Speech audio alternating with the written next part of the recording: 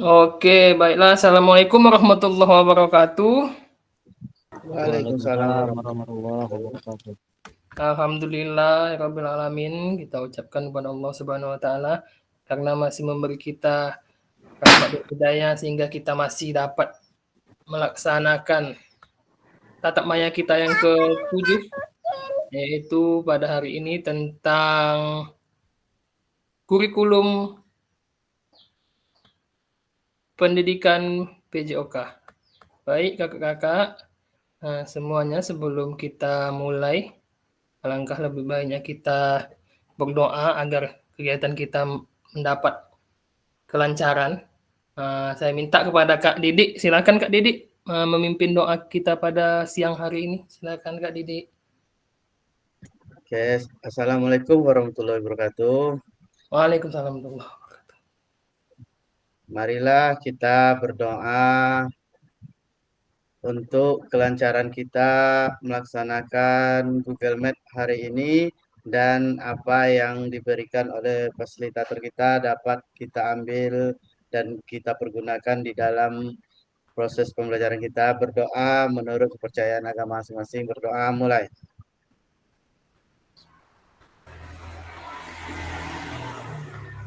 Berdoa selesai.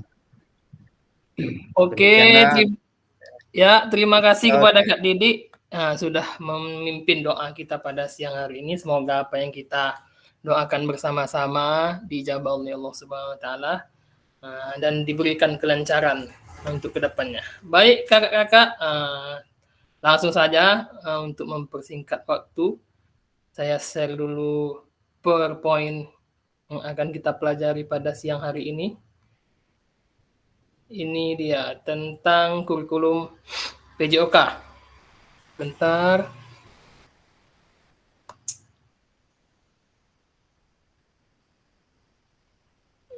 Baik kakak-kakak, di sini kesepakatan kita bersama seperti biasa ada 7 kesepakatan yang harus kita taati: menyalakan kamera, matikan mic, mikrofon, hadir seutuhnya, menghargai waktu, maksimalkan fitur chat, raise hand jika ingin bertanya, dan gangguan teknis adalah hal yang bisa diwajarkan. Kemudian tujuan kita di sesi kali ini ada 3.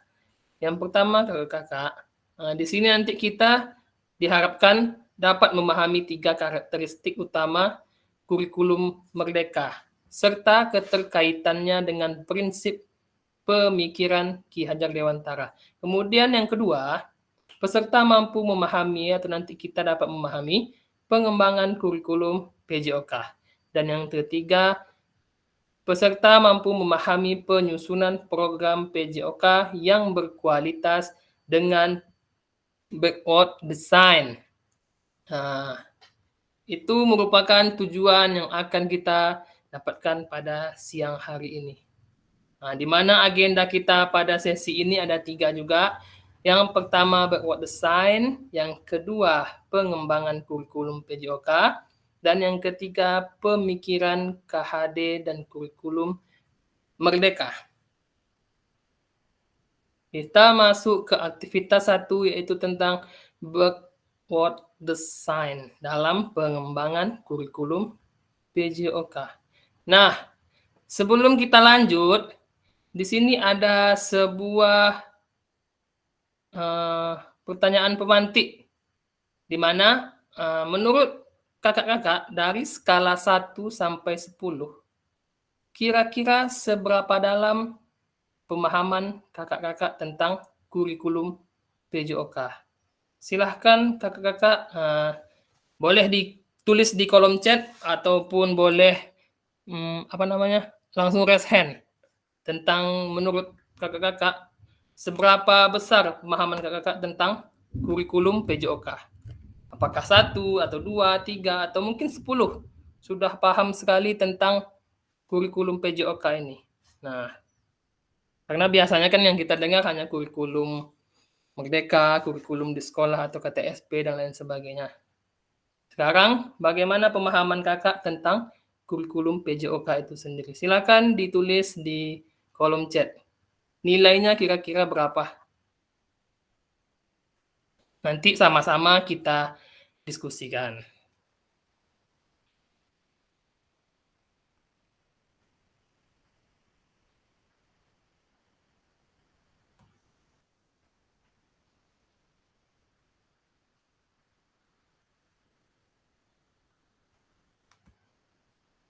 Yang mau langsung raise hand boleh. Mungkin Kak, menurut saya nilai saya sudah 7. Karena menurut saya kurikulum PJOK itu adalah kurikulum yang ini atau menyusun tentang pembelajaran PJOK itu sendiri. Misalnya, boleh silahkan. Atau mungkin 4 masih belum paham gitu. Silakan ditulis saja di kolom chat.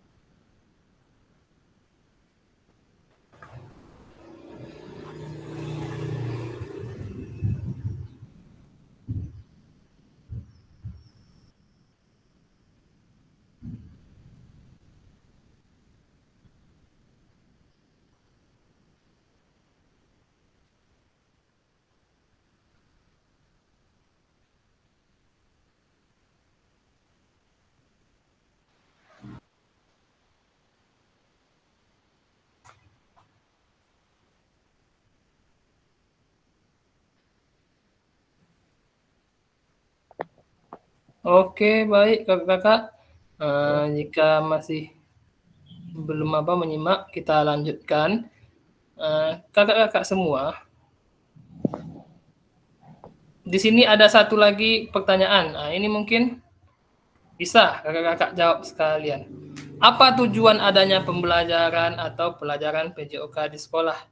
Silakan kakak-kakak jawab melalui kolom chat juga boleh, atau langsung raise hand, angkat tangannya.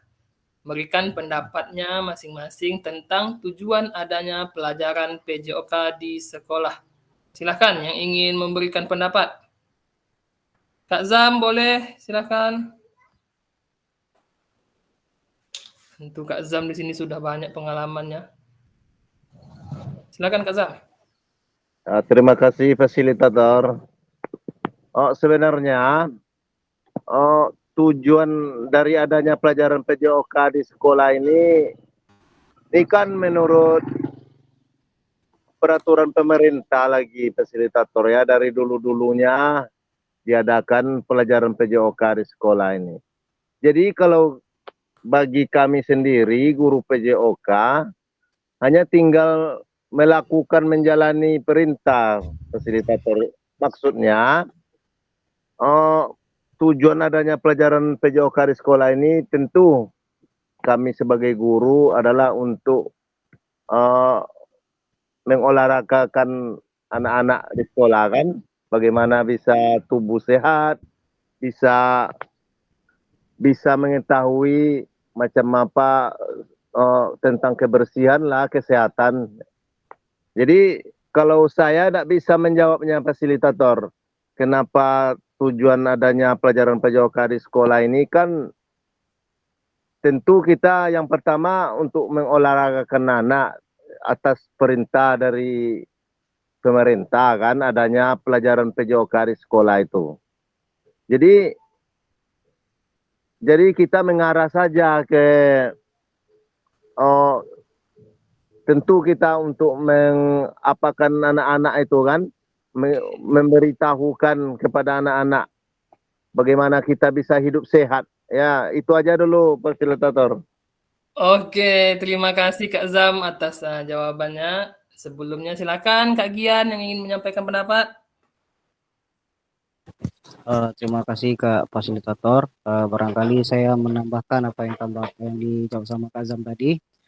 Jadi sejauh yang kita ketahui, jadi pelajaran PJOK ini adalah mencakup seluruh yang ada di peserta didik tentunya tujuannya ya. Nah, selain itu tujuan PJOK di sekolah itu juga untuk meningkatkan keterampilan fisik, mengembangkan nilai-nilai sportivitas seperti membentuk karakter siswa lah. Karena kita tahu olahraga Oh, ini adalah hal-hal yang menyenangkan tentunya. Tapi kalau seseorang itu karakternya buruk, mentalnya buruk, tentu akan sulit dia berkembang. Jadi tugas kita mungkin di sekolah adalah membentuk karakter-karakter ini supaya dia sportivitas, tidak melakukan kecurangan dan segala macamnya. Jadi saya pikir itu Pak Fasilitator. oke, terima kasih Kak Gian atas tambahan pendapatnya. Silakan tadi siapa lagi yang menambahkan, Kak Didik boleh? Oh, Kak Didik chat di kolom chat tidak apa-apa. Di sini juga ada Kak Eka menyampaikan bahwa pembelajaran PJOK merupakan media untuk mendorong pertumbuhan fisik, perkembangan psikis, keterampilan motorik, pengetahuan, penalaran, penghayatan nilai-nilai, sikap mental emosional, sportivitas, spiritual, sosial, serta pembiasaan pola hidup sehat yang berfungsi untuk merangsang pertumbuhan. Oke, bagus. Kak Didik juga memberi pendapat bahwa mengembangkan anak secara keseluruhan melalui kegiatan jasmani bukan hanya mengembangkan fisik saja, melainkan juga mengembangkan mental, sosial, emosional, intelektual, dan kesehatan secara keseluruhan. Oke, baik kakak-kakak, jawaban dari kakak-kakak sudah sangat bagus. Dan untuk Kak Zam tadi, bukan tidak bisa menjawab, mungkin itulah jawabannya Kak Zam. Karena di sini kan kita hanya meminta pendapat kita, ini tidak ada benar salahnya. Setiap orang bebas berpendapat apa saja, asalkan ada nilai-nilai dan ada batas-batas yang kita jaga sama-sama. Jadi juga betul pendapat Kak Zam tadi bahwa salah satunya sebagai tugas kita dari pemerintah untuk mengajarkan olahraga kepada anak didik di sekolah, karena PJOK kan termasuk salah satu mata pelajaran yang harus diajarkan di setiap sekolah. Betul sekali ya, salah satu tugas kita untuk menyampaikan maksud pemerintah tersebut kepada anak-anak dan masyarakat di lingkungan sekolah untuk pelajaran PJOK. Kemudian dari Kak Gian tadi juga bagus, karena PJOK sendiri juga bukan tentang tentang olahraga, tapi juga bisa mendidik kita untuk menyiapkan mental, mungkin fisik, dan pengetahuan, dan lain sebagainya. Itulah salah satu tujuan dari pembelajaran PJOK yang ada di sekolah. Terima kasih jawabannya kakak-kakak semua. Mari kita lihat, kalau menurut kurikulum Merdeka, apa sih tujuannya atau apa sih capaian pembelajaran PJOK menurut kurikulum Merdeka tahun 2024? Sebentar. Nah, jadi kakak-kakak, di sini menurut kurikulum Merdeka, pendidikan jasmani, kesehatan, dan olahraga atau PJOK bertujuan sebagai pembelajaran bagi peserta didik. Di dalamnya, 1. Mengembangkan, menetapkan, dan mengevaluasi keterampilan, konsep, strategi, gerak yang akan menjadi di posisi untuk berpartisipasi dalam berbagai aktivitas jasmani dengan penuh kepercayaan diri, kompetensi, dan kreativitas. Itu yang pertama tujuannya. Yang kedua tujuannya adalah membantu dan memberi dukungan dengan mereka dalam memilih gaya hidup sehat dan aktif secara jasmani. Ini menurut kakak-kakak tadi ya, tujuan PJOK itu sendiri supaya menanamkan kepada semua peserta didik kita bahwa hidup sehat itu adalah salah satu tujuan yang harus kita raih di dalam PJOK. Tidak hanya tentang pengetahuannya saja, tidak hanya harus tahu berapa panjang lapangan bola saja, harus tahu siapa penemu bola voli saja, tapi lebih penting yaitu tujuan dari PJOK ini agar anak-anak atau peserta didik kita memiliki gaya hidup yang sehat dan aktif secara jasmani. Kemudian yang ketiga, membangun dan menerapkan keterampilan sosial dan emosional melalui konteks pembelajaran yang menekankan nilai-nilai fair play, kerjasama tim, dan inklusivitas. Baik kakak-kakak, itu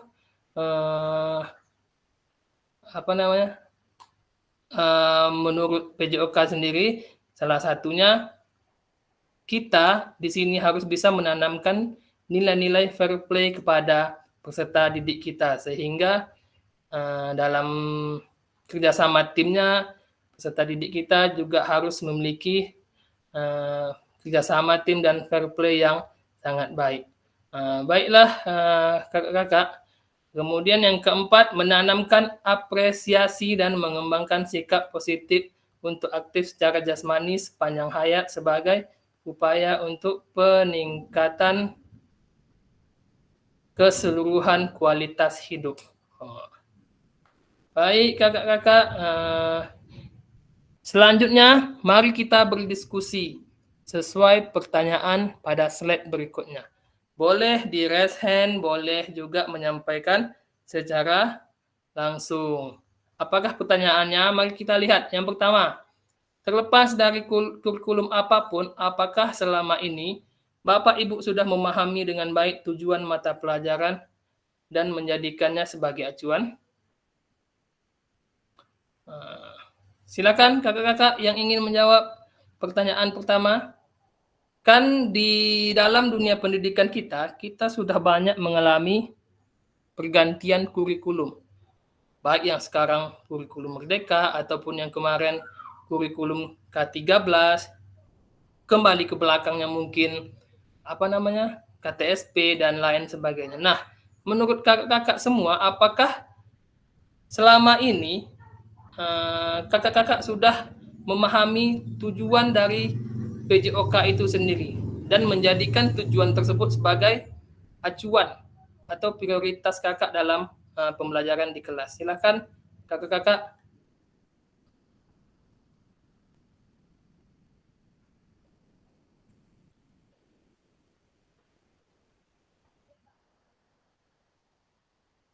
Yang ingin menyampaikan pendapat boleh angkat tangan dan boleh di kolom chat. Bebas kakak-kakak.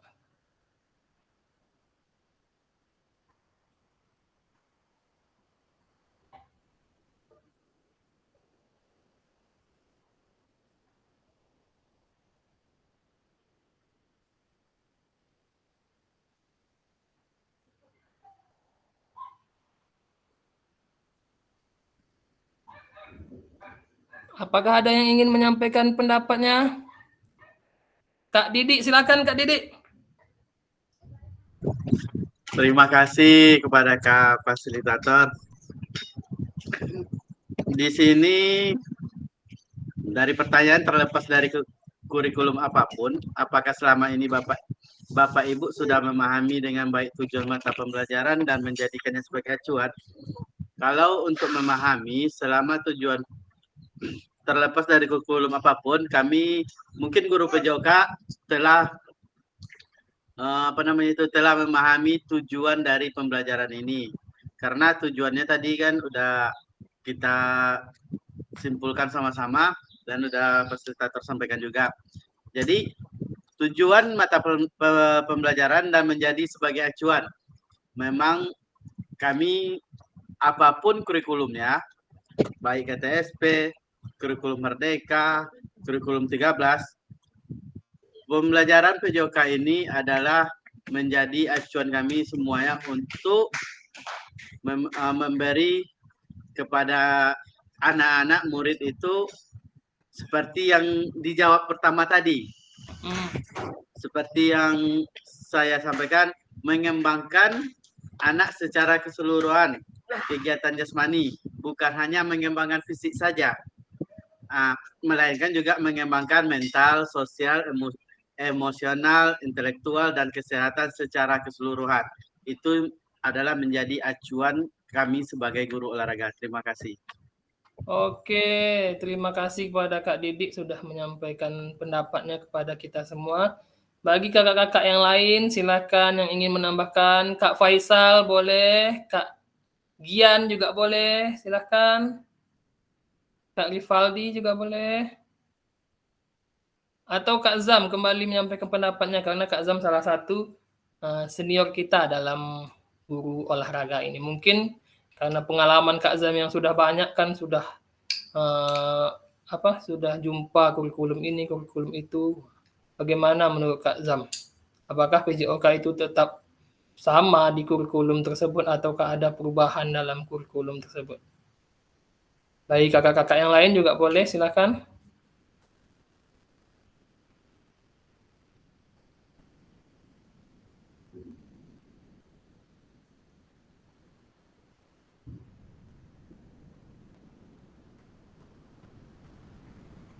Kalau tidak, mungkin salah satu jawaban dari Kak Giti tadi sudah bisa memberikan atau sudah bisa menjadi wakil dari semua jawaban kita.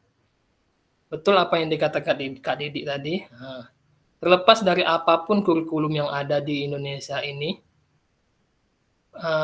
PJOK memiliki tujuannya tersendiri.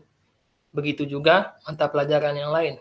Jadi kakak-kakak, tujuan dari PJOK itu seharusnya tidak terikat dari kurikulum yang ada di Indonesia saat ini atau yang telah lalu. Karena kurikulum yang sudah ada itu pasti menjadi dasar kita supaya PJOK ini dapat kita sampaikan kepada anak didik kita dengan cara yang terbaru, dengan cara yang berbeda dari cara sebelumnya. Mungkin di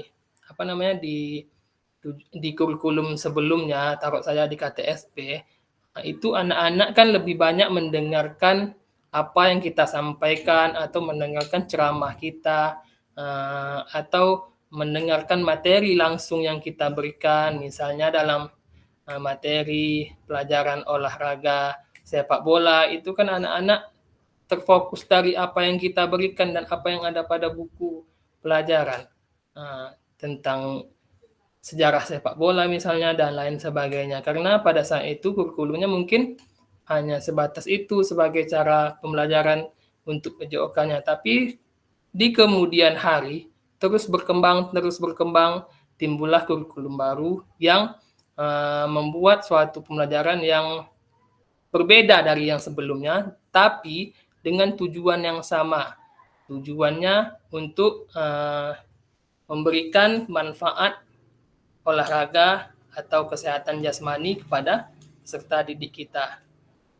Tujuannya tetap sama, apapun kurikulum yang ada, tujuan dari pembelajaran di mata pelajaran PJOK itu tetap sama, yaitu memberikan pandangan atau memberikan dampak kepada peserta didik supaya menjaga dan melaksanakan kehidupan atau gaya hidup yang sehat di dalam kehidupannya sehari-hari.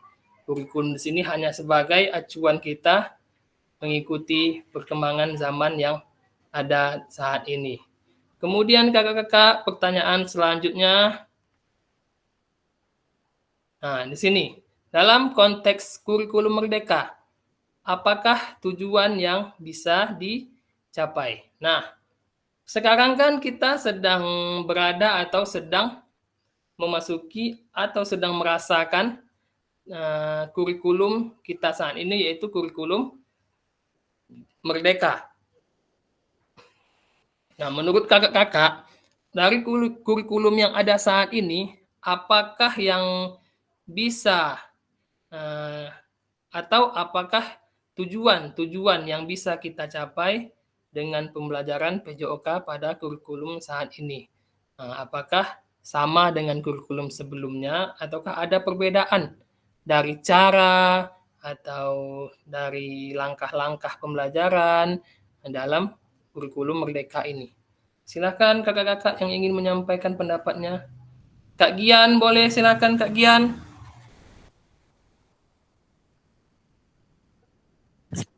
Baik Kak, dalam konteks kurikulum merdeka, apakah tujuan-tujuan ini bisa dicapai? Tentu bisa dicapai,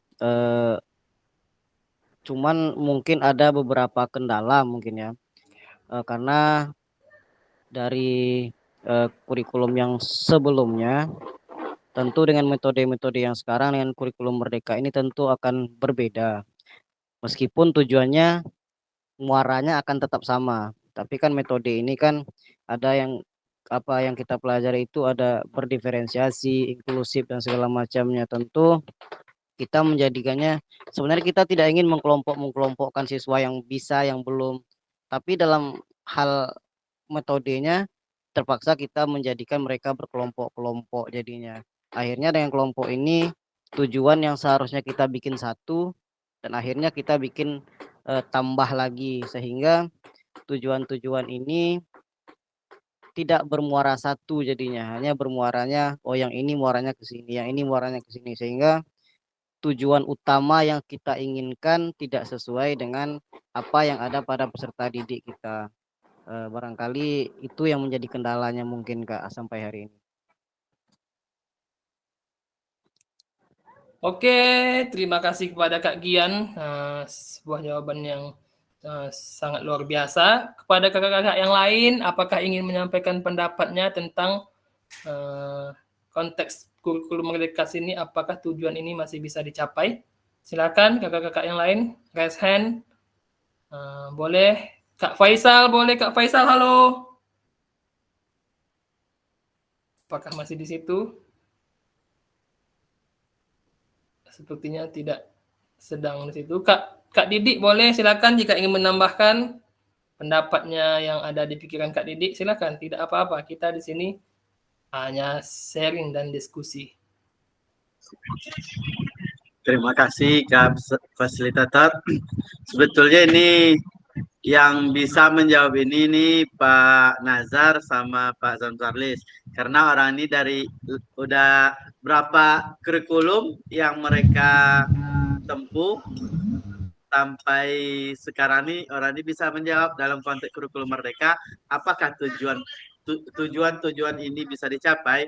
Sebetulnya orang yang berdua ini yang bisa menjawab karena orang ini telah melampaui kurikulum-kurikulum yang telah ada di Indonesia.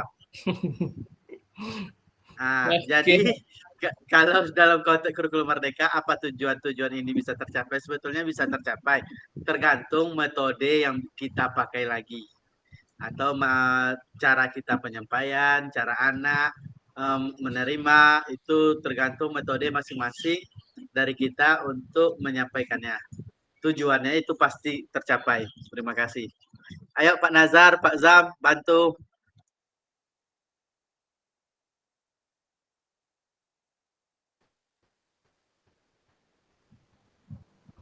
Emang jago Kak Didik. Oke, ada lagi Kak Didik? Cukup? Cukup Kak. Tuh Pak Zam mau bantu tuh. Oke, silakan Kak Zam.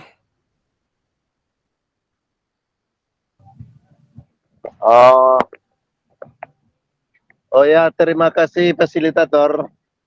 Memang saya sudah banyak kurikulum ya dari awal dulu mengajar sampai sekarang sudah beberapa kurikulum yang ditemui fasilitator. Jadi alangkah sebenarnya baiknya kurikulum Merdeka sekarang dibanding kurikulum yang dulu-dulu. Tapi itu kata fasilitator tadi tujuannya memang sama semuanya. Kalau kurikulum yang dulu-dulu fasilitator, kita sebagai guru olahraga ini banyak di dalam kelas fasilitator. Banyak di dalam kelas ini sering dialami dulu waktu mula-mula mengajar. Kalau sekarang kita langsung saja ke kurikulum Merdeka, kita di praktek yang kebanyakan di teori-teori itu sebenarnya kadang kita berikan saja sewaktu kita akan mengadakan praktek. Jadi yang menjadi kesan bagi saya fasilitator dari dulu-dulu mengajar itu memang enak sebenarnya sebagai guru olahraga itu. Kita bisa duduk seperti guru-guru lain di dalam kelas. Itulah dulu fasilitator ini ada apa ya untuk sementara. Oke, terima kasih Kak Zam atas pengalamannya yang sangat luar biasa yang telah dibagikan kepada kami. Kakak-kakak yang lain jika ingin menambahkan juga boleh, Kak Kiki, Kak Nazar mungkin yang salah satu juga senior di dalam kelas ini. Silahkan kalau ada. Kalau tidak, betul menurut Kak Zam tadi, karena dia sudah merasakan, dan betul sekali jawaban dari Kak Didik dan kakak-kakak yang lain, Kak Gian tadi, terutama Kak Zam yang sudah merasakan dan Kak Nazar di sini tentunya yang sudah merasakan banyaknya perubahan kurikulum yang sudah terjadi di Indonesia ini. Seperti yang Kak Zam bilang tadi, mulai dari awalnya pada zaman dahulu itu PJOK itu lebih banyak di kelas katanya kan. Sedangkan sekarang banyak prakteknya. Dulu kan banyak teorinya gitu kata Kak Zam mungkin tadi. Nah, seperti itulah yang saya bilang tadi. Tujuannya itu tetap sama, cuma metodenya itu yang sudah mengikuti zamannya Kak Zam begitu mungkin. Metode-metodenya itu yang sudah berubah. Tujuannya pasti tetap sama. Zaman dahulu kan walaupun di dalam kelas, kita guru PJOK memberikan teori mungkin tentang olahraga bola voli mungkin misalnya. Walaupun kita di dalam kelas dulu kita berikan teori kepada anak-anak, kita sampaikan bola voli itu berasal dari negara ini, bola voli itu dimainkan 6 orang, bola voli itu dimainkan menggunakan bola yang berbentuk seperti ini, seperti itu. Itu kan di zaman dahulu. Tujuannya tetap supaya anak-anak tersebut tahu seperti apa permainan bola voli itu. Berapa sih pemain dalam permainan bola voli itu juga tujuannya. Nah, sama juga seperti sekarang. Sekarang walaupun banyak di lapangan, banyak praktek langsung, tujuannya kan tetap sama. Mengenalkan bola voli kepada anak didik tersebut. Tapi sekarang itu langsung. Kita bawa anak ke lapangan, kita perlihatkan ini bola voli. Segini jumlah pemainnya, 6 lawan 6 misalnya.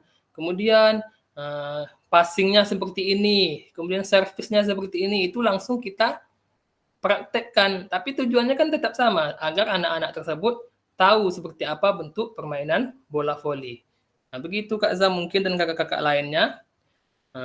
Walaupun banyak kurikulum dan banyak cara metode pengajarannya, tujuan-tujuan yang ingin dicapai dalam PJOK itu pasti bisa tercapai. Walaupun kurikulumnya terus berubah-ubah. Nah, kakak-kakak selanjutnya, disinilah memahami tujuan umum penting sebagai acuan untuk memahami muara akhir pembelajaran. Untuk mencapai tujuan umum ini, pemerintah sudah menurunkannya ke dalam CP dan silakan guru atau satuan pendidikan untuk menurunkan ke dalam TP lagi. Nah, tadi kakak-kakak tujuannya seperti yang Kak Zam bilang di awal tadi, tujuan kita dalam pembelajaran PJOK itu salah satunya tugas dari pemerintahan. Nah, inilah dia. Pemerintah sudah menyiapkan capaian apa yang harus kita capai di dalam PJOK, sudah disiapkannya. Kita sebagai guru yang menurunkannya ke dalam tujuan pembelajaran di RPP atau modul yang akan kita buat. Kemudian, bagaimana memastikan agar pengajaran yang kita lakukan benar-benar menyasar tujuan pembelajaran? Karena seringkali pengajaran langsung fokus pada materi atau aktivitas yang dilakukan murid. Nah, kakak-kakak di sini, kakak-kakak dalam menyusun sebuah modul ajar atau RPP, itu bagaimana cara kakak-kakak memastikan apa yang kita lakukan tersebut, apa yang kita buat, apa langkah-langkah pembelajaran yang kita buat itu menyasar atau menyasar atau memiliki tujuan pembelajaran yang sebenarnya. Atau setelah kita susun tujuan pembelajarannya, tentunya langkah-langkah ini atau cara-cara pembelajaran kita, metode pembelajaran kita, itu kan harus sampai kepada tujuan pembelajaran kita tersebut. Nah, bagaimana cara kita memastikan agar pembelajaran ini bisa sampai ke tujuan awal kita buat tadi. Silahkan. Jika ingin ada yang memberikan pendapat, Kak Kiki mungkin, Kak Gian silahkan. Baik Kak, izin menjawab. Memastikan agar pengajaran yang kita lakukan benar-benar dasar pada tujuan pembelajaran. Seperti biasa yang biasa kita lakukan di awal itu biasanya kalau saya sendiri sebelum bikin modul itu biasanya saya biasa melakukan tes awal umpamanya. Contohnya nih minggu depan kita permainan bola voli.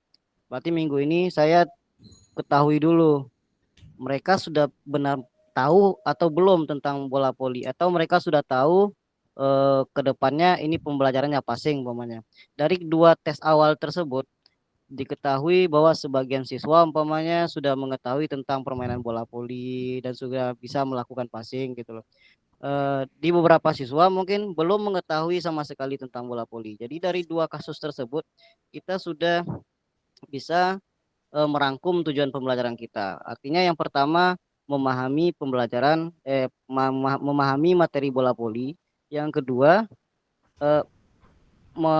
mampu melakukan praktek passing, ya mampu melakukan praktek passing gitu loh. Jadi 2 itulah yang menjadi tujuan pembelajaran kita jadinya, karena sudah dilakukan dari tes awal sebelum pembelajaran. Oke, terima kasih Kak. Oke, terima kasih Kak Gian atas jawabannya.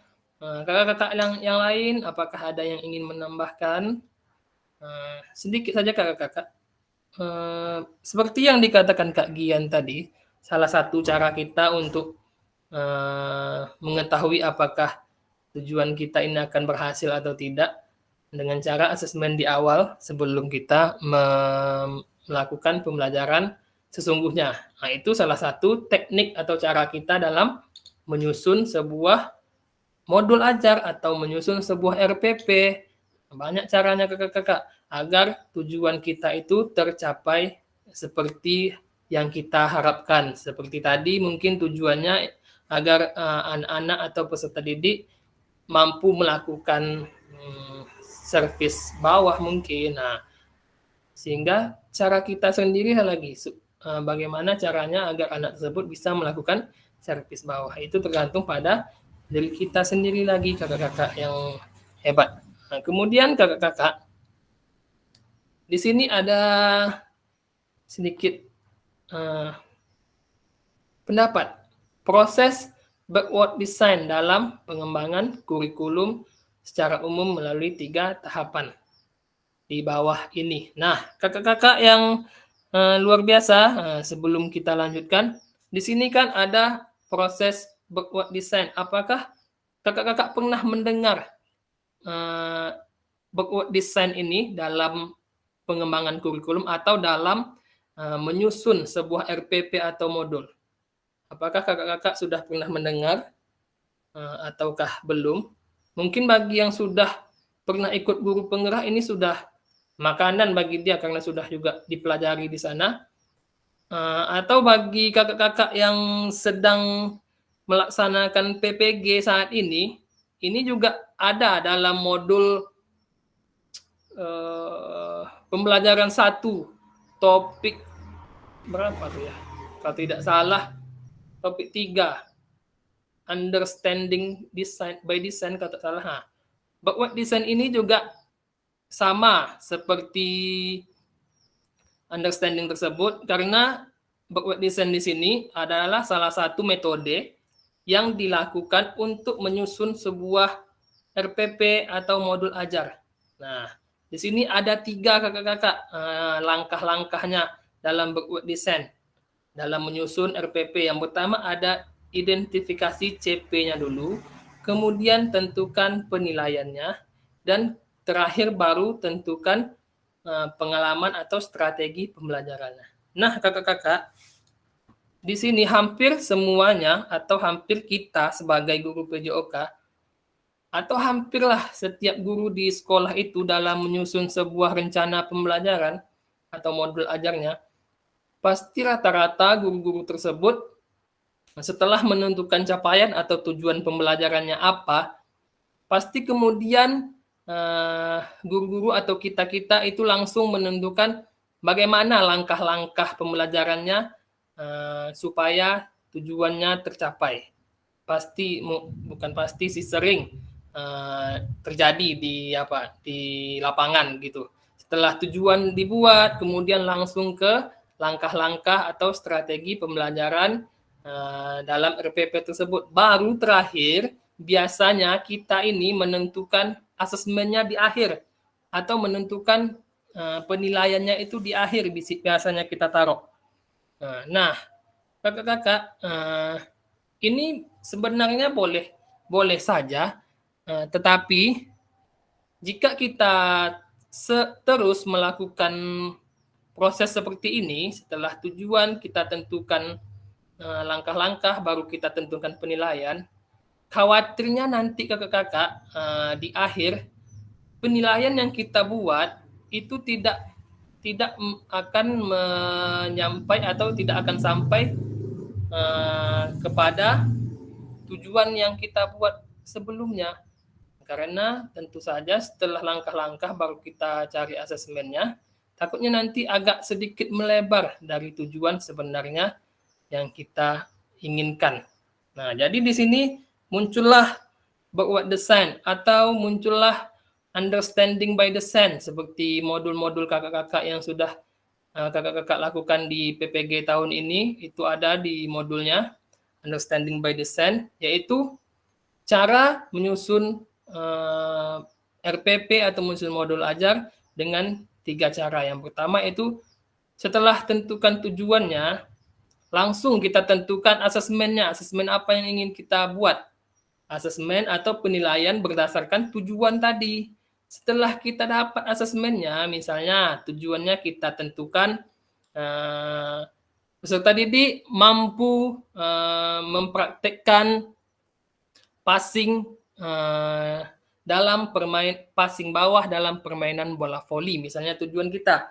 Nah, langsung kita tentukan penilaiannya, asesmennya kita buat. Mungkin asesmennya langsung kita buat bagaimana gerak tubuhnya, bagaimana cara tangannya, bagaimana gerak kakinya, bagaimana ayunan tangannya. Itu langsung kita buat asesmen dan penilaian-penilaiannya.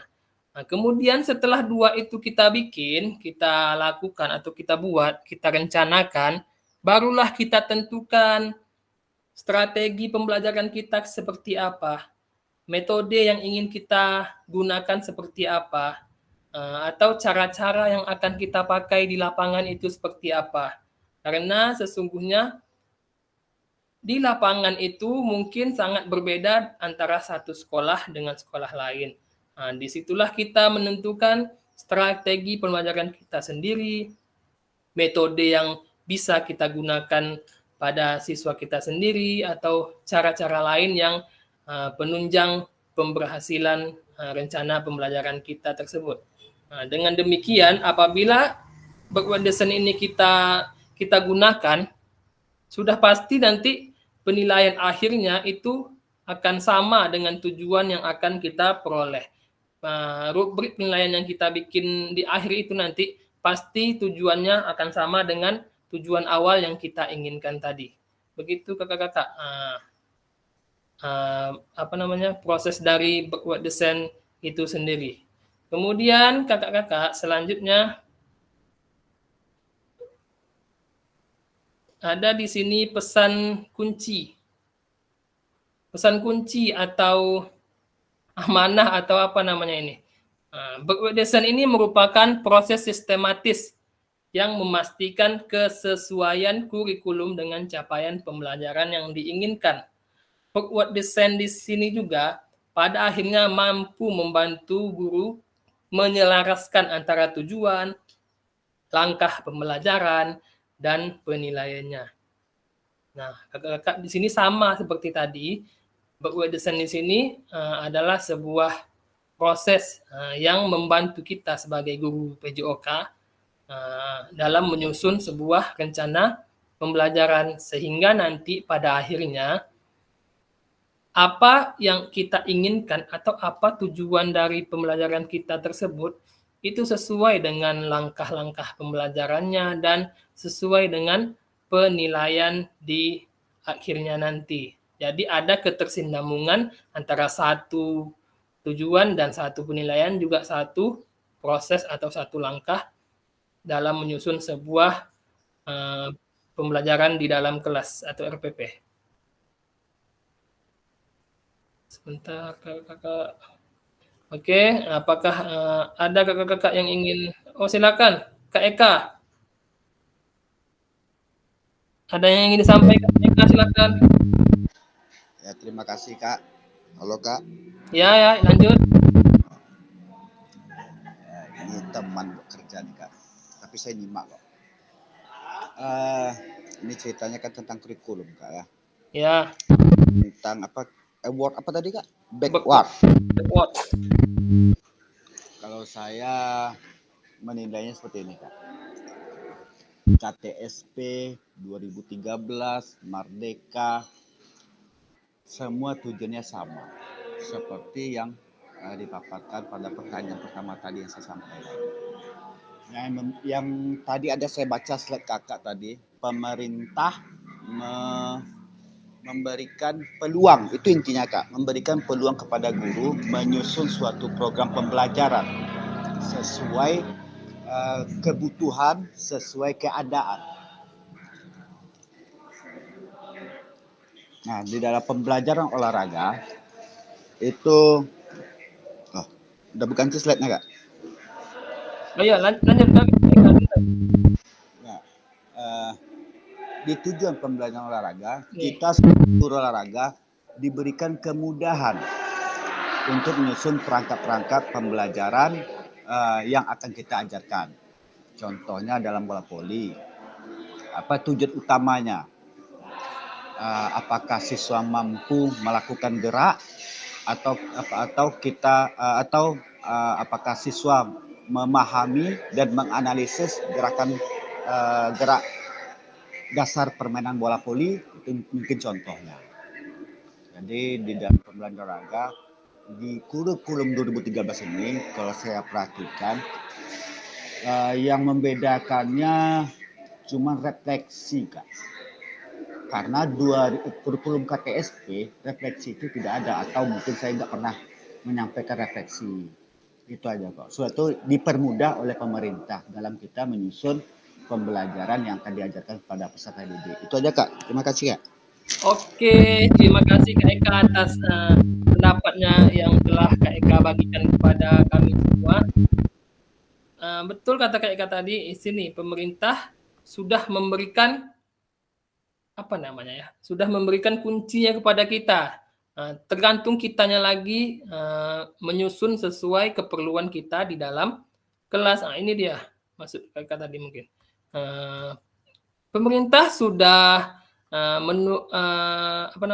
untuk mencapai tujuan umum, pemerintah sudah menurunkannya ke CP.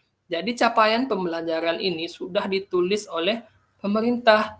Tidak perlu kita susah payah lagi mencari capaian tujuan pembelajaran kita di dalam kelas. Karena CP di sini atau tujuan capaian pembelajaran di sini sudah dituliskan oleh pemerintah, sudah diberikan oleh pemerintah. Ini bisa kita lihat di Google, banyak sekali di sini. Ada berapa tuh ya CP untuk PJOK berdasarkan elemennya masing-masing. Nah, seperti Kak Eka bilang tadi, di sini sudah diberikan, ibaratnya sudah diberikan nasi, kemudian kita sebagai guru di sini, supaya nasi ini enak, kita turunkanlah menjadi TP atau tujuan pembelajaran kita. Kita tambah sayur, kita tambah lauk, kita tambah ayam, kuah, dan segala macamnya. Itu sesuai dengan kebutuhan kita. Jangan kita samakan kebutuhan kita dengan kebutuhan orang lain. Itu jelas berbeda. Misalnya orang lain TP-nya siswa mampu melakukan gerak atau siswa mampu melakukan gerak permainan bola basket di dalam menggunakan bola yang sesungguhnya misalnya. Sedangkan di tempat kita itu tidak mempunyai bola basket atau tidak mempunyai lapangan yang tersedia untuk kita lakukan pembelajaran kita sesuai dengan pembelajaran di sekolah sebelah. Disinilah kita menentukan tujuan kita sendiri. Mungkin bisa kita ganti tujuan dari bola basket itu siswa mampu mengidentifikasi bentuk-bentuk bola basket misalnya, atau siswa mampu melakukan dribbling yang sederhana misalnya dengan menggunakan bola buatan dari yang lain misalnya. Disitulah kita sebagai guru harus bisa memaksimalkan hal tersebut, sehingga apa yang sudah ada itu tidak harus sama dengan yang lainnya. Itu bisa kita lakukan sesuai dengan kebutuhan kita masing-masing. Karena sesungguhnya sekolah kita dengan sekolah lain atau keadaan lingkungan kita dengan keadaan lingkungan lain itu pasti berbeda. Walaupun capaiannya yang diberikan pemerintah itu sama. Tergantung kita lagi menentukan seperti apa tujuan yang ingin kita capai di dalam pembelajaran kita. Kemudian kakak-kakak di sini sudah tadi backward design atau desain mundur kalau bahasa Indonesianya mungkin. Pendekatan yang merancang pembelajaran dimulai dari tujuan yang ingin dicapai, kemudian menentukan asesmen atau penilaiannya, baru yang terakhir menentukan langkah-langkah pembelajarannya. Jadi itu saja 3 kata kunci dari backward design. Tentukan tujuan, kemudian tentukan penilaiannya atau asesmennya, kemudian yang ketiga baru tentukan langkah-langkah yang ingin kita lakukan dalam pembelajaran. Kemudian kakak-kakak, setelah itu kita masuk ke aktivitas 2, penyusunan program PJOK. Nah, di sini kakak-kakak, dalam penyusunan di sini ada kurikulum berbasis standar. Nah, ada pertanyaan di sini atau sebuah pernyataan di mana apakah betul atau salahnya bisa kita lihat di sini. Kurikulum merupakan seperangkat aktivitas untuk menguasai keterampilan. Kemudian yang kedua, buku teks peserta didik dapat dikatakan adalah suatu kurikulum. Kemudian yang ketiga, kurikulum adalah suatu standar untuk mengetahui apa yang peserta didik harus pelajari meliputi keterampilan, pengetahuan, dan sikapnya. Nah, jadi kakak-kakak dari 3 pernyataan di sini, hanya ada satu pernyataan yang sesuai atau betul. Nah, di mana pernyataan pertama, kurikulum ini merupakan seperangkat aktivitas untuk menguasai keterampilan. Nah, ini tidak bisa dibenarkan atau salah mungkin ya, karena sejatinya kurikulum di sini itu bukan seperangkat aktivitas untuk menguasai suatu keterampilan bagi peserta didik. Kemudian buku teks peserta didik dapat dikatakan suatu kurikulum. Nah, jika pernyataan ini benar, maka kurikulum di Indonesia ini akan sangat banyak. Karena pembuat buku atau penerbit buku itu kan sangat banyak di Indonesia ini dalam buku pembelajaran. Nah, jika dikatakan buku pembelajaran itu suatu kurikulum, itu juga pernyataan yang kurang tepat. Nah, pernyataan yang tepat di sini adalah kurikulum adalah suatu standar untuk mengetahui apa yang peserta didik kita inginkan, apa yang peserta didik kita mau, apa yang peserta didik kita harus pelajari. Itulah intinya kurikulum kakak-kakak. Nah, kurikulum itu standar apa yang peserta didik kita mau, apa yang peserta didik kita harus pelajari dalam keterampilannya mungkin, pengetahuannya mungkin, dan tentu saja dalam sikapnya. Itulah maksud dari kurikulum itu sendiri. Kurikulum di sini sebagai suatu standar saja untuk mengetahui apakah peserta didik kita harus mempelajari ini, mempelajari itu, mempelajari apapun yang ada di dalam pembelajaran kita di sekolah. Kemudian selanjutnya di sini ada komponen kurikulum pada Satuan Pendidikan Pelaksana Kurikulum Merdeka. Ada 5 komponen. Yang pertama struktur kurikulum, capaian pembelajaran, pembelajaran dan asesmen, penggunaan perangkat ajar, kurikulum satuan pendidikan. Komponen kurikulum satuan pendidikan dikembangkan dan digunakan satuan pendidikan terdiri dari karakteristik suatu pendidikan, visi, misi, tujuan suatu pendidikan, pengorganisasian, pembelajaran, dan perencanaan pembelajaran. Jadi, setiap sekolah itu kakak-kakak pasti memiliki kurikulum satuan pendidikannya masing-masing. Inilah yang melatar belakangi kita dalam menyusun suatu proses pembelajaran berdasarkan kurikulum satuan pendidikan yang kita miliki. Karena di dalam itu ada nanti visi misi sekolah kita apa, kemudian lingkungan sekolah kita itu bagaimana, kemudian seperti apa sih peserta didik di dalam sekolah kita tersebut. Di dalam kurikulum ini dapat kita temui kurikulum satuan pendidikan ini. Jadi dari sinilah kita silakan Kak Gian. Dari sinilah kita berangkat untuk menyusun sebuah RPP atau modul ajar yang sesuai dengan kebutuhan kita di lapangan. Seperti contohnya mungkin RPP sepak bola, sepak bola. Boleh kita mengambil modul ajar atau RPP ini dari orang lain atau dari internet, boleh kakak-kakak. Tapi lihat apa saja yang bisa kita ambil, apa saja yang harus kita buang. Misalnya di sekolah kita itu tidak ada lapangan sepak bola misalnya, yang standar nasional misalnya, atau yang besar. Jangan nanti RPP yang kita ambil tersebut harus menggunakan lapangan sepak bola yang besar, kita tiru tanpa kita ubah sama sekali. Jangan. Boleh kita ambil RPP-nya, modulnya, tapi kita sesuaikan dengan kebutuhan yang ada di sekolah kita. Mungkin bisa kita ubah dari harus menggunakan lapangan standar nasional, kita ubah menjadi menggunakan lapangan yang sudah dimodifikasi. Sehingga pembelajaran yang kita sampaikan juga tersampaikan dengan baik kepada peserta didik kita di dalam kelas. Kemudian kakak-kakak,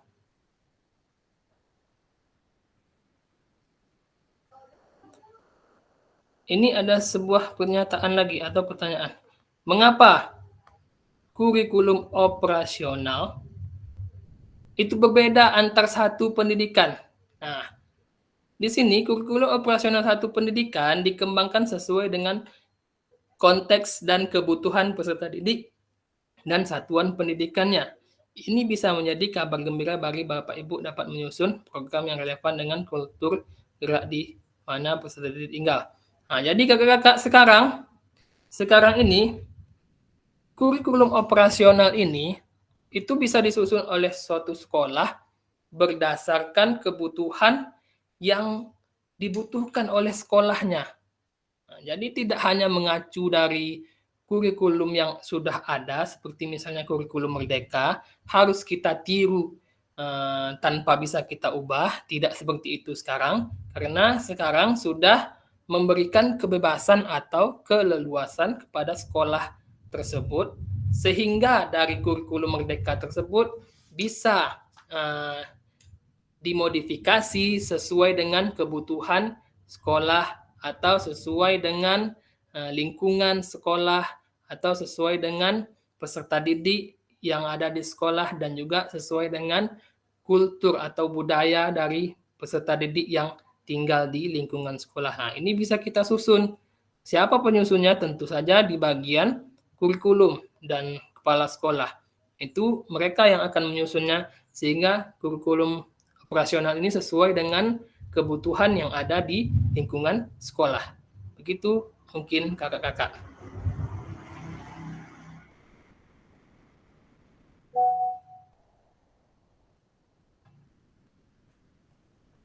Sini kita masuk sedikit tentang mari berbagi cerita pada saat Bapak Ibu menyusun kurikulum PJOK. Kenapa ada namanya kurikulum PJOK kakak-kakak? Karena tadi kurikulum Merdeka itu bukan suatu kurikulum yang harus harus atau tidak bisa diubah. Jadi kurikulum tersebut bisa kita sesuaikan dengan kebutuhan pembelajaran kita di kelas. Makanya ada timbul namanya kurikulum PJOK karena sesuai dengan materi atau pembelajaran yang kita ajarkan. Di sini ada sebuah pertanyaan, bagaimana Bapak Ibu atau kakak-kakak selama ini merancang program PJOK sebagai bagian dari pengembangan kurikulum PJOK? Kemudian juga ada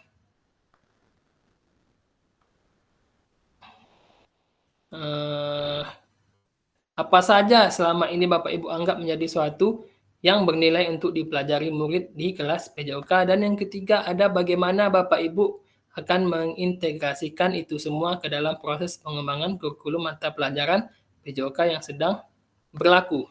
Nah, jadi kakak-kakak, pertanyaan pertama, apakah ada kakak-kakak yang bisa menyampaikan pendapatnya mengenai bagaimana kakak-kakak selama ini merancang program PJOK sebagai bagian dari pengembangan kurikulum mata pelajaran PJOK. Silakan kakak-kakak yang ingin menyampaikan pendapat. Kak Gian boleh silakan pendapatnya Kak Gian. Kak Gian masih di situ? Sepertinya Kak Gian belum kembali. Kak Didik silakan. Cari perkembangan dulu. Oke, yang selanjutnya Kak Fikri, apakah bisa bergabung dengan kami Kak Fikri? Ada kegiatan? Oke, nggak apa-apa, silakan.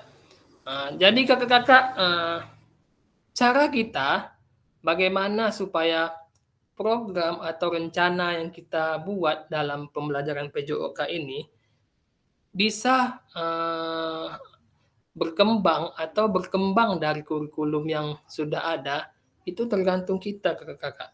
Bagaimana cara kita melakukannya? Bagaimana cara kita membuat suatu rancangan pembelajarannya. Tapi intinya itu tidak boleh keluar dari kurikulum satuan pendidikan atau kurikulum operasional yang sudah dibuat oleh sekolah kita masing-masing. Juga tidak boleh keluar dari kurikulum yang sudah pemerintah tetapkan. Seperti kurikulum Merdeka ini yang lebih banyak memberikan praktek langsung kepada anak-anak, yang lebih banyak memberikan siswa-siswa kita sebagai peran aktif dalam pembelajaran.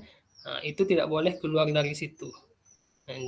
Kemudian kakak-kakak yang kedua tadi, apa saja yang selama ini kakak-kakak anggap menjadi suatu yang bernilai untuk dipelajari murid di kelas PJOK? Nah, di sini salah satunya kakak-kakak di dalam PJOK ini seperti siapa tadi bilang, PJOK ini di sini bukan hanya sebagai mata pelajaran yang mempelajari tentang pengetahuan. Nah, di sini juga menekankan tentang keterampilannya apa, kemudian sikapnya bagaimana juga diajarkan di dalam PJOK. Kognitifnya juga diajarkan, pengetahuannya diajarkan, keterampilan geraknya juga diajarkan dalam PJOK, kemudian sikapnya juga diajarkan dalam PJOK. Makanya di situ semua yang ada di dalam PJOK ini merupakan hal penting yang harus dipelajari oleh setiap peserta didik kita di dalam kelas, sehingga nanti kita sebagai guru bisa menjadi fasilitator kepada mereka, sehingga kita bisa mencapai tujuan kita bersama, yaitu tentang pembelajaran PJOK yang berpusat pada peserta didik, mana kita berharap peserta didik ini mampu melakukan apa yang ingin dia lakukan sesuai dengan materi yang kita berikan dan sesuai dengan tujuan pembelajaran yang kita berikan kepada mereka. Itu intinya dari penilaian yang dapat dipelajari murid dalam PJOK. Kemudian bagaimana cara kita mengintegrasikannya? Nah, cara kita mengintegrasikannya dengan kurikulum yang ada sekarang, ya tentu saja dengan melihat lingkungan sekitar kita seperti apa, melihat karakteristik peserta didik kita seperti apa. Apakah semuanya atlet atau apakah semuanya dari golongan yang buta olahraga misalnya, itu kita lihat dari lingkungan sekitar kita, kakak-kakak. Jika lingkungan sekitar kita atlet semuanya, misalnya kita ada mengajar di salah satu sekolah yang isinya atlet semuanya, itu tidak perlu lagi kita ajarkan kepada mereka tentang dasar-dasar olahraga tersebut karena mereka sudah memahaminya masing-masing. Tapi jika yang kita ajar ini memang tidak tahu apa-apa tentang materi tersebut atau tentang olahraga tersebut, kita mulailah dari bawah supaya mereka yang baru mengenal olahraga tersebut bisa merasakan seperti apa sebenarnya olahraga tersebut atau seperti apa olahraga tersebut yang akan mereka ketahui.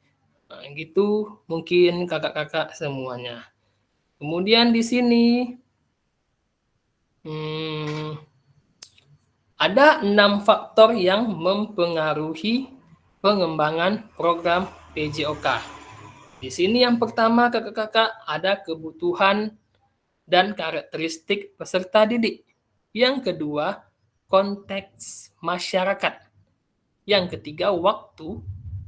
Yang keempat, alokasi jam pelajaran. Yang kelima, cakupan dan tahapan. Yang keenam, teknologi.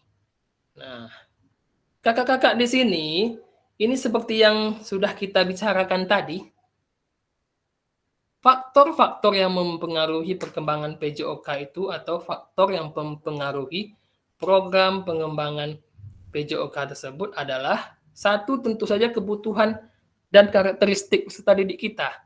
Seperti tadi, peserta didik kita ini kan mempunyai karakteristik yang berbeda-beda antara satu dan lainnya. Nah, inilah yang harus kita perhatikan sehingga faktor tersebut bisa untuk mengembangkan program PJOK yang kita miliki. Nah, kemudian setelah itu, setelah kita mengetahui karakteristik peserta didik kita masing-masing, barulah kita lihat konteks masyarakatnya seperti apa atau lingkungan tempat kita mengajar itu seperti apa. Apakah masyarakatnya acuh tak acuh misalnya, atau masyarakat yang dekat dengan sekolah itu salah satunya adalah orang tua murid kita sendiri, apakah mereka acuh tak acuh atau apakah mereka sangat mendukung anaknya untuk maju dalam pembelajaran. Nah, itu bisa kita lihat. Jika orang tuanya bagus, orang tuanya mempunyai pemikiran yang maju untuk pembelajaran anaknya, khususnya dalam pembelajaran PJOK, itu bisa mempengaruhi pengembangan program kita, misalnya salah satunya dalam pembuatan ekstra mungkin di luar jam pelajaran. Apabila orang tuanya berpemikiran yang bagus, pasti anak-anaknya dimasukkan ke dalam ekstra tersebut. Tapi jika orang tuanya acuh tak acuh, ekstra yang kita bikin pasti tidak akan berjalan dengan baik di sekolah. Jadi kakak-kakak, jika kita ingin membuat satu program PJOK di sekolah tersebut, kita lihat juga keadaan lingkungan di sekolah kita seperti apa, atau lingkungan masyarakat di sekitar sekolah kita, atau lingkungan orang tua wali murid sekolah kita seperti apa. Kemudian yang ketiga, waktu. Waktu di sini kapan kita melakukan pengembangan program tersebut dan kapan baiknya kita lakukan pembelajaran PJOK di sekolah tersebut. Kemudian alokasi jam pelajaran. Mengenai alokasi jam pelajaran ini, untuk PJOK itu kan sudah ditetapkan dalam kurikulum Merdeka tentang alur atau alokasi jam pelajarannya masing-masing. Untuk di SD, karena saya di SD, itu PJOK itu mendapatkan 3 JP pembelajaran 1 minggunya. Yang dahulunya di K13 itu 4 JP, sekarang di kurikulum Merdeka itu hanya mendapatkan 3 JP pembelajaran. Tapi kakak-kakak, dari 3 JP tersebut bisa kita manfaatkan lagi, bisa kita kembangkan lagi menjadi sebuah pembelajaran yang baik dan berpusat pada peserta didik. Nah, di tempat kami kakak-kakak, karena masalah 3 JP ini banyak guru-guru yang menanyakan status yang sudah sertifikasi kan tentunya. Kalau hanya 3 JP, dia mengajar 6 rombel, kan tidak sampai 24 jam. Sertifikasinya kan tentu saja tidak valid. Tapi kurikulum Merdeka memberikan kemudahan karena 1 JP-nya bisa diambil dari P5 yang ada di sekolah kita tadi. Tetap jadinya PJOK itu bisa dihitung sebagai 4 JP karena 1 JP-nya dialokasikan kepada P5. Kemudian cakupan dan tahapan. Nah, tahapannya seperti apa yang ingin kita lakukan dalam program PJOK kita ini? Tahapannya seperti apa? Langkah-langkahnya bagaimana kita lakukan supaya pembelajaran kita ini menjadi pembelajaran yang baik ke depannya. Kemudian yang terakhir teknologi. Teknologi di sini dalam PJOK, mungkin kakak-kakak semuanya berpikiran, PJOK ini kan di lapangan, jadi kayak mana memasukkan teknologi di dalam PJOK? Jadi kakak-kakak, teknologi itu tidak hanya tidak hanya HP misalnya atau apa segala macam. Teknologi itu kan bisa berupa mungkin video pembelajaran atau infocus, contohnya kalau kita sedang memberikan materi di dalam pembelajaran. Kita manfaatkan teknologi ini, kita manfaatkan infocus yang ada di sekolah kita untuk materi pembelajaran PJOK di sekolah. Karena sesungguhnya jika kita memberikan warna yang baru kepada peserta didik, taruhlah contohnya 1 bulan itu kita masuk kelas, di dalam kelas sebelum kita praktek, kita hidupkan dulu infocus. Pasti antusias anak-anak itu lebih besar daripada hal yang biasa kita lakukan, seperti masuk ke kelas, salam, kemudian langsung keluar lapangan, berbaris, pemanasan, praktek, dan lain sebagainya. Jika kita lakukan dengan teknologi, mungkin sebulan sekali kita praktekkan seperti itu, kita tampilkan PowerPoint, kita tampilkan video pembelajarannya, kemudian baru kita lakukan baru kita lakukan prakteknya di luar, itu pasti ada perbedaan dari antusias anak-anak kita di sekolah. Nah, yang terakhir kakak-kakak, aktivitas ketiga yaitu karakteristik utama kurikulum Merdeka dan artikulasi KHD dalam pendidikan nasional. Ini kakak-kakak kata kunci yang sudah kita pelajari tadi. Ini kakak-kakak, karakteristik apa yang telah kita bahas merupakan karakteristik kurikulum Merdeka, yakni jadi kakak-kakak, dalam kurikulum Merdeka ini ada karakteristik yang bisa kita pelajari. Yang pertama, fokus pada materi esensial, muatan yang paling diperlukan untuk mengembangkan kompetensi dan karakteristik peserta didik kita. Jadi kita fokus pada materi-materi yang berada di sekolah kita atau yang menjadi suatu esensial di dalam pembelajaran PJOK. Kemudian yang kedua, pengembangan kompetensi dan karakter, yaitu pengembangan kompetensi sosial, emosional, dan moral peserta didik. Jadi kakak-kakak, dalam kurikulum Merdeka ini, kita itu juga memiliki karakteristik sebagai pengembangan kompetensi sosial.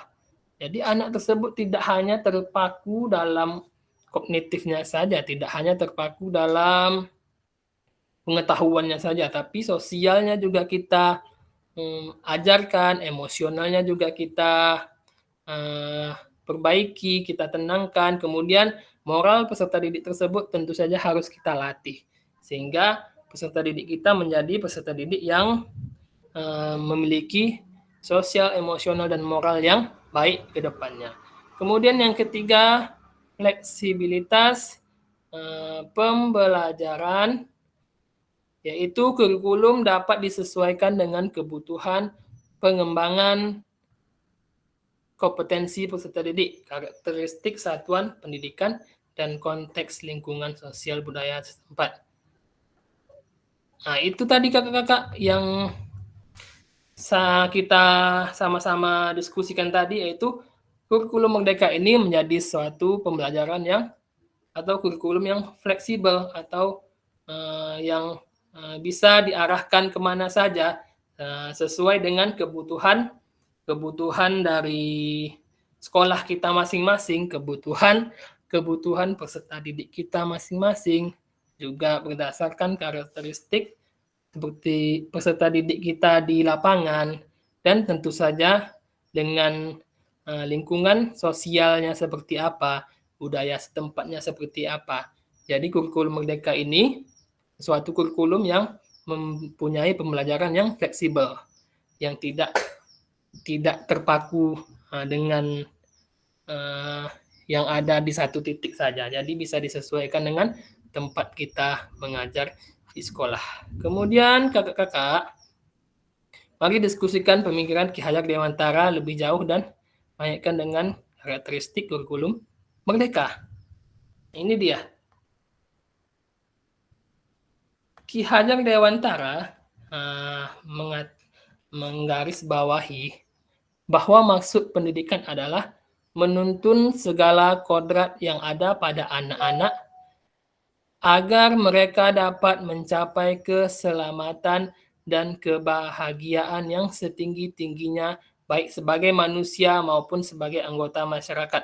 Oleh sebab itu, pendidik itu hanya dapat menuntun tumbuh atau hidupnya kekuatan kodrat yang ada pada anak-anak, agar dapat memperbaiki lakunya atau bukan dasarnya hidup dan tumbuhnya kekuatan kodrat anak.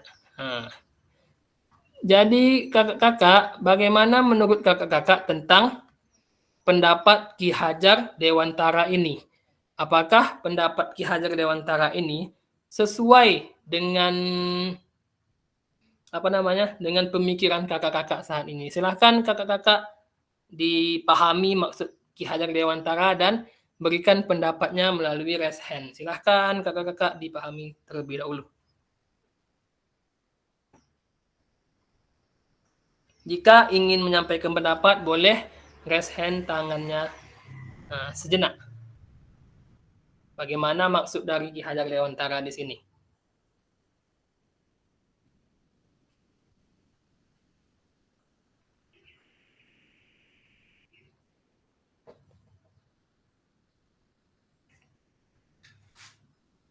Ayo kakak-kakak, adakah ingin menyampaikan pendapat? Kak Gian, apakah sudah kembali? Halo Kak Gian. Halo Kak. Oke, silahkan Kak Gian sampaikan pendapatnya, bagaimana menurut Kak Gian atau pandangan Kak Gian tentang pendapat dari Ki Hajar Dewantara ini. Baik Kak, izin menjawab ya. Menuntun segala kodrat yang ada pada anak-anak agar mereka dapat mencapai keselamatan. Oke, tentunya setuju ya dengan pendapat Ki Hajar Dewantara. Beliau merupakan seorang bapak pendidikan Indonesia ya. Jadi tentunya setuju sekali dengan pendapat ini. Dalam pendidikan olahraga ini kita tidak bisa memaksakan peserta didik itu untuk menyukai semua olahraga atau seluruh materi yang ada ini. Kita tidak dapat memaksakan itu. Tapi kita dapat memaksakan anak atau memperbaiki tumbuh kembang, karakter dan segala macamnya supaya anak ini memiliki karakter yang baik, baik itu dia sebagai manusia sendiri, individunya, atau saat mereka berada dalam masyarakat. Karena karakter ini mau dibawa kemana saja, kalau karakternya baik, dia akan diterima di seluruh elemen masyarakat. Dan individunya juga tidak akan dia tidak merasa kalau dia akan dikucilkan suatu saat, karena memang karakter inilah yang menjadi acuan seseorang dalam bermasyarakat ya. Tentu tujuan-tujuan pembelajaran ini tidak semua anak itu kita patokkan bahwa seseorang itu dia harus mampu melakukan ini. Ternyata pada faktanya anak itu ada sebagian dia yang memang dia cerdas secara kognitif, tapi pada prakteknya dia mungkin lemah. Ada yang prakteknya bagus, tapi pada kognitifnya lemah. Tentu dua acuan anak ini tidak bisa sama-sama kita paksakan.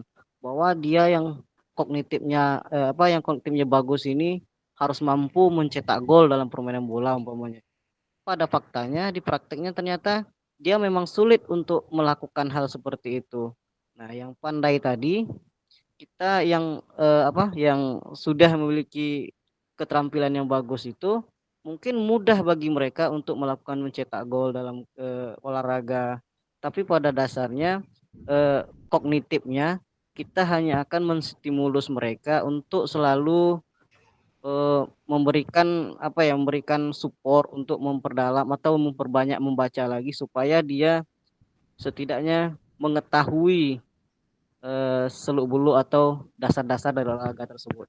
Terima kasih, Kak. Oke, terima kasih dari Kak Gian.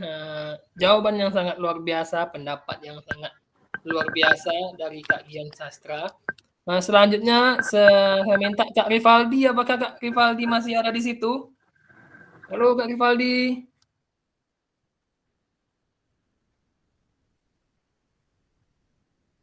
Sepertinya Kak Rivaldi tidak ada. Kak Didik lah satu lagi. Nah, silahkan Kak Didik sampaikan pendapatnya atau tambahannya dari pendapat yang sudah Kak Gian Sastra berikan kepada kita pada siang hari ini. Silakan Kak Didik. Dari yang disampaikan Gian tadi itu memang sudah cocok dan tidak ada untuk penambahannya lagi. Udah pas yang disampaikannya. Terima kasih. Oke. Terima kasih Kak Didik. Betul sekali seperti yang Kak Gian sampaikan tadi. Nah, di sini Ki Hajar Dewantara, Bapak Pendidikan kita, menyampaikan bahwa sesungguhnya maksud dari pendidikan itu adalah menuntun segala kodrat yang ada pada anak, agar mereka dapat mencapai keselamatan dan kebahagiaan yang setinggi-tingginya, baik sebagai manusia maupun anggota masyarakat. Nah, jadi kakak-kakak, Ki Hajar Dewantara dari dulu sekali sudah terpikir prinsip ini, prinsip Merdeka Belajar ini. Nah, karena sejatinya Merdeka Belajar di sini berangkat dari prinsip-prinsip Bapak Pendidikan kita ini, yaitu Bapak Ki Hajar Dewantara ini, di mana ia memberikan pemikirannya pendidikan itu adalah agar anak tersebut dapat mengeluarkan kemampuan yang ia miliki.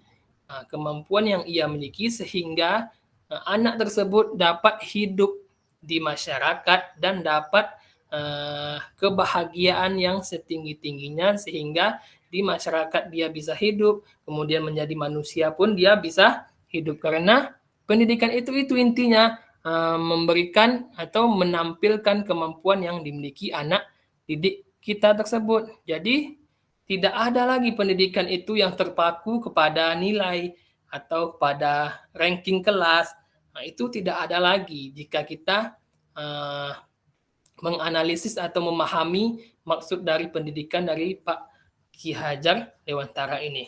Karena betul sekali yang dikatakan Kak Gian tadi, karena murid kita itu berbeda-beda dari satu dan lainnya. Contohnya sendiri dalam pembelajaran PJOK, ada anak yang mahir dalam keterampilannya, ada anak yang memiliki skill di atas rata-rata keterampilan praktek di lapangan yang dimiliki. Tetapi di sisi lain, saat dia ujian atau dalam praktek atau dalam segi kognitif pengetahuannya, ia sangat lemah. Ia tidak bisa atau tidak mampu menangkap pengetahuan yang sudah kita berikan, walaupun kita berusaha keras supaya pengetahuan atau ilmu yang kita berikan sederhana mungkin kita jelaskan kepada ia. Tapi ia tidak mampu juga. Itulah perbedaan dari peserta didik kita. Ada yang skillnya bagus, keterampilannya bagus, apapun olahraga yang kita suruh ia bisa, lari dia cepat, kemudian sepak bola dia bisa, bola voli dia bisa, bola kasti dia jago juga misalnya. Tapi saat pengetahuan atau kognitifnya diuji, ia tidak mampu atau tidak bisa melakukan hal tersebut. Begitu juga sebaliknya, ada anak yang kognitifnya bagus sekali dalam pembelajaran PJOK, anak yang memiliki pengetahuan yang luas sekali dalam pembelajaran PJOK, misalnya dalam materi-materi yang kita berikan, materi sepak bola misalnya, dia tahu semuanya berapa panjang lapangan sepak bola, dia tahu siapa pemain sepak bola, dia tahu. Kemudian berapa jumlah pemain sepak bola, dia tahu. Berapa tinggi tiang gol atau tiang gawang sepak bola, dia juga tahu. Berapa lebar tiang gol atau tiang gawang sepak bola dia tahu.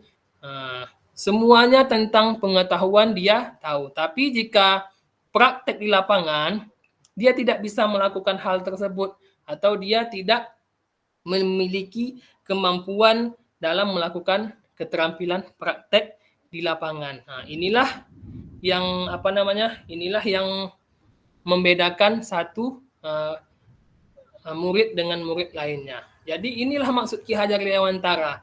Mungkin anak yang bisa praktek tadi, yang memiliki kemampuan teknik yang bagus tadi, itu bisa membangkitkan atau menimbulkan kemampuannya tersebut, mengangkat kemampuan prakteknya tersebut. Mungkin suatu saat dia bisa menjadi atlet, mungkin atlet yang berprestasi di bidangnya karena dia memiliki keterampilan yang sudah luar biasa dari kecil. Dia bisa diasah kemampuannya terus-menerus sehingga menjadi atlet yang berguna bagi bangsa dan negara. Di sisi lain, anak yang memiliki kemampuan kognitif yang bagus tadi, walaupun dia tidak bisa menjadi atlet di dalam olahraga, tapi dia mungkin bisa menjadi juri misalnya yang sudah mengetahui aturan segala macam, atau menjadi wasit di dalam olahraga juga, atau menjadi pemateri-pemateri di dalam bidang olahraga yang tidak menggunakan keterampilan praktek langsung di lapangan. Bisa mengembangkan kemampuan kognitifnya dalam mempelajari ilmu-ilmu yang ada di dalam olahraga atau ada di dalam dunia olahraga tersebut. Jadi itu inti dari maksud dari Ki Hajar Dewantara ini, menuntun segala kodrat yang ada pada anak-anak atau membangkitkan apa keterampilan yang dimiliki oleh anak-anak sehingga anak-anak tersebut dapat mencapai keselamatan dan kebahagiaan yang setinggi-tingginya. Contohnya tadi, apabila si anak yang terampil dalam keterampilan tadi jadi atlet, dia akan bangga dengan kemampuannya, walaupun dia kurang dalam pengetahuan, tapi dia bisa membanggakan dirinya sendiri dan keluarganya melalui atlet tersebut. Itu juga yang anak tadi, walaupun dia tidak bisa atau kurang mampu melakukan praktek langsung di lapangan, tapi dia mempunyai pengetahuan yang luas tentang olahraga, bisa jadi pemateri olahraga atau pemberi ide-ide dalam dunia olahraga, sehingga dunia olahraga ini bisa berkembang terus-menerus. Karena sesuatu yang berhadapan ini bisa disatukan untuk memajukan pengetahuan dan keterampilan di dalam dunia olahraga. Jadi kakak-kakak, itulah tadi maksud dari Ki Hajar Dewantara ini. Kurikulum itu, pendidikan itu dituntut untuk anak itu bisa melakukan yang ia miliki, bisa mengembangkan bakat yang ada dalam hidupnya. Kemudian setelah terakhir kakak-kakak, di sini kita memahami 3 karakteristik atau kurikulum merdeka serta keterkaitannya dengan prinsip pemikiran Ki Hajar Dewantara tadi. Peserta mampu memahami pengembangan kurikulum merdeka, kurikulum PJOK. Kemudian peserta mampu memahami penyusunan program PJOK yang berkualitas dengan berurusan. Jadi kakak-kakak semuanya, setelah ini kita diharapkan bisa memahami pentingnya atau pengembangannya kurikulum PJOK di dalam kelas. Bisa kita menentukan bagaimana cara menyusun program atau bagaimana cara kita menyusun RPP dalam pembelajaran dengan bantuan backward design tadi, di mana kita menentukan tujuan dulu, kemudian kita menentukan penilaiannya atau asesmennya, kemudian baru kita menentukan langkah-langkah yang ada di pembelajaran kita tersebut. Nah, jadi kakak-kakak intinya, kesimpulannya yaitu pembelajaran PJOK ini harus memahami atau harus berpusat pada peserta didik. Peserta didiklah yang harus jadi acuan utama kita dalam menyusun pembelajaran. Seperti tadi, peserta didik itu kan memiliki kemampuan yang berbeda-beda, memiliki karakteristik yang berbeda-beda. Nah, di sini kita sebagai guru PJOK harus mampu menyusun sebuah langkah pembelajaran yang berguna bagi peserta didik kita di kelas. Jangan sampai pembelajaran yang kita buat itu tidak sesuai dengan karakteristik peserta didik kita di kelas. Nah, jangan sampai kakak-kakak. Tolong perhatikan lagi kakak-kakak dalam menyusun RPP ataupun modul ajarnya. Buatlah supaya pembelajaran itu menyenangkan bagi peserta didik. Buatlah pembelajaran itu yang ingin dibutuhkan atau yang dibutuhkan oleh peserta didik di kelas. Sehingga nanti jika RPP atau modul ajar kita bikin itu sesuai dengan kemampuan dan karakteristik peserta didik kita, otomatis pembelajaran di kelas itu menjadi lebih enak, menjadi lebih gampang, menjadi lebih semangat karena semua yang kita tuangkan, semua yang kita berikan itu berdasarkan kemampuan atau keinginan dari peserta didik kita di kelas. Nah, mungkin itu kakak-kakak. Jika ada kakak-kakak yang ingin menyampaikan pendapatnya tentang pembelajaran kita hari ini, dipersilahkan. Kak Gian mungkin ada yang ingin disampaikan atau Kak Didik? Silakan. Pas, Kak. Oke. Kak Gian, silakan Kak Gian. Izin Kak, Ya. ini masih menjadi polemik bagi saya tentang penilaian dan asesmen ini. Ya. Tentu kan kalau dalam pembelajaran PJOK dan segala macamnya tentu kita memiliki tujuannya masing-masing sesuai dengan keadaan peserta didik kita yang ada. Yang menjadi polemik saya adalah tentang asesmen ujian semester atau dan segala macamnya. Tentu kalau kita melakukan asesmen ujian kognitif ya seperti yang biasa kita lakukan di sekolah-sekolah, tentu kalau seperti ini kita menjadi acuan penilaian kita adalah semua murid itu sama, karena sampai hari ini ujian itu kita berikan soal-soal yang sama. Padahal sedangkan asesmen kita, tentu asesmen dari tujuan pembelajaran kita itu mungkin setiap murid itu berbeda-beda. Umpamanya, dalam satu kelas itu ternyata prakteknya udah bagus, ya sudah kita ngambil nilai prakteknya aja untuk ini, karena pengetahuan mereka sudah lumayan.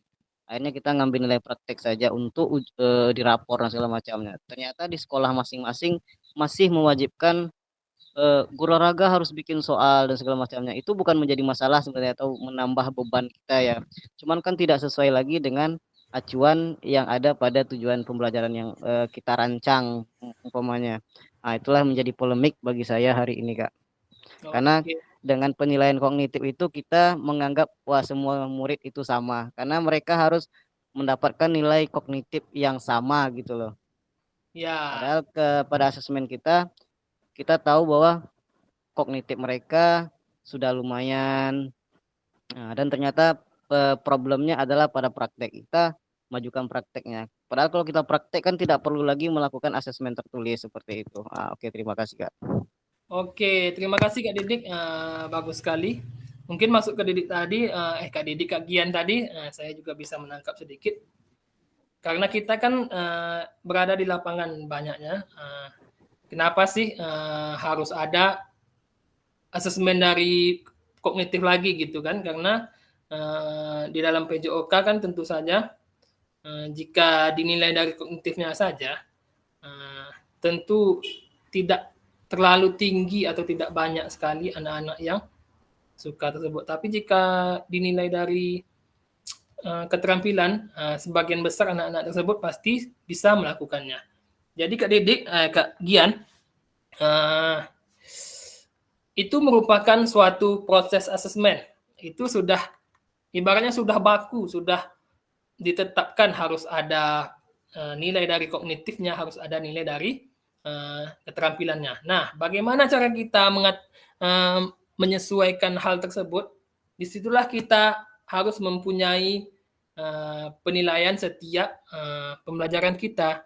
Kita lihat di situ anak tersebut dalam pembelajaran sering atau bisa nggak dia melakukan praktek misalnya. Jika anak tersebut lebih condong ke praktek, tentu saja nanti di penilaian akhirnya prakteknya lebih tinggi daripada kognitifnya. Nah, kemudian kan tadi juga ada anak yang kognitifnya bagus, prakteknya jelek. Nah, di akhirnya nanti kan pastinya kognitifnya yang tinggi daripada prakteknya gitu. Jadi tidak bisa juga Kak Gian kita pilih antara salah satunya karena itu tadi anak itu kan mempunyai perbedaan masing-masing. Ada anak yang pintar di pengetahuan, ada anak yang pintar di keterampilan. Jika kita pilih hanya keterampilannya saja, kasihan dengan anak-anak yang hanya yang mempunyai pengetahuan yang baik dalam materi PJOK. Kasihan kita lihat anak tersebut. Dan jika kita pilih pengetahuannya saja, juga kasihan dengan anak-anak yang mempunyai praktek-praktek yang baik. Makanya di pembelajaran PJOK itu ada nilai pengetahuannya, ada nilai prakteknya. Nah, tergantung kita lah menyesuaikannya, siapa yang bagus prakteknya, siapa yang bagus pengetahuannya di kelas kita tersebut. Dan untuk ujian tersebut, ujian akhir itu kan bukan menjadi acuan yang harus itu nilai di dalam rapornya nanti. Itu kan masih bisa kita olah lagi, kita lihat lagi pembelajarannya di kelas seperti apa, bisa kita tambah lagi bagi nilainya yang kurang, kemudian kita berikan lagi atau kita gabungkan lagi dengan nilai-nilai yang dilakukannya selama proses pembelajaran. Jadi tidak selamanya nilai ujian pengetahuan tersebut menjadi acuan kita terhadap anak-anak tersebut. Nah, mungkin seperti itu Kak Gian, apakah bisa dipahami sedikit? Terima kasih Kak, thank you. Oke, jika bisa dipahami mungkin sampai sinilah pembelajaran kita pada hari ini. Terima kasih kepada kakak-kakak semuanya sudah bersama dari awal sampai akhir. Sebelum kita tutup, marilah kita menutup pembelajaran kita dengan berdoa. Silakan Kak Gian pimpin doa penutup kita pada hari ini. Baiklah kakak-kakak semua, alhamdulillah sudah berakhir pembelajaran kita tetap maya kita hari ini. Marilah kita tutup membacakan alhamdulillah. Alhamdulillahirabbil alamin. Sekian, terima kasih. Terima kasih Kak Gian. Silakan kakak-kakak hidupkan kameranya untuk kita ambil foto sebentar. Angka 7 boleh tatap maya ke 7, silakan. 1, 2, 3. Oke, sekali lagi. 5 tuh Pak Nazar. 7 Pak Nazar. Oke, mantap. 1, 2, 3. Sekali lagi 1, 2, 3. Oke. Terima kasih kakak-kakak semuanya sudah mengikuti materi kita pada hari ini. Lebih kurang saya mohon maaf, saya sudahi dengan Assalamualaikum warahmatullahi wabarakatuh. Waalaikumsalam warahmatullahi wabarakatuh. Oke, silakan kakak-kakak yang